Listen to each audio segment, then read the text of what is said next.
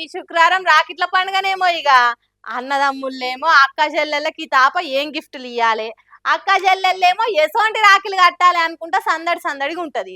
ఇగో ఆ సంబరాలేమో గాని ఈ అన్న సంబరం అయితే వేరే లెవెల్ అని చెప్పాలి. ఈ వీడియో అందరు పక్కా చూడాల్సిందే. అన్న మీరు బొమ్మేర్రి. వీడియో ఫస్ట్ చూస్తప్పుడు ఏంది పిచ్చోడు ఈ స్కూల్ పోరలింబడబడ్డాడు, ఏ మనిషి వీడు అనుకునేటట్టు ఉంది. కానీ లాస్ట్ దాకా చూస్తేనే తెలిసింది చెల్లె అనే ఎమోషన్ కు ఎంత కట్టుబడి ఉన్నాడు ఆ మనిషి అని.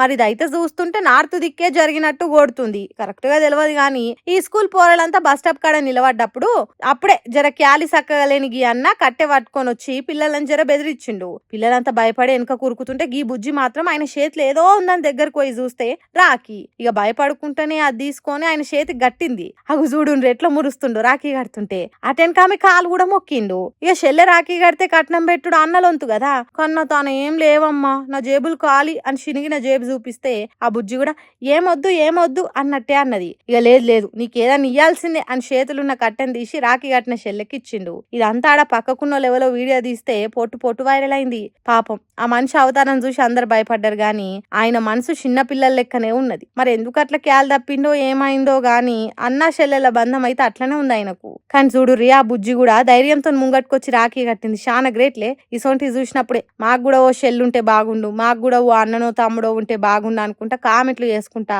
తోడబుట్టిన వాళ్ళకి ట్యాగ్ చేసుకుంటూ నెట్ జనాలంతా. ఏదేమైనా ఈ రాఖీ పండుగకు ద బెస్ట్ వీడియో ఇది. హ్యాపీ రాఖీ మా మైక్ టీవీ ముచ్చట్ల తరపున.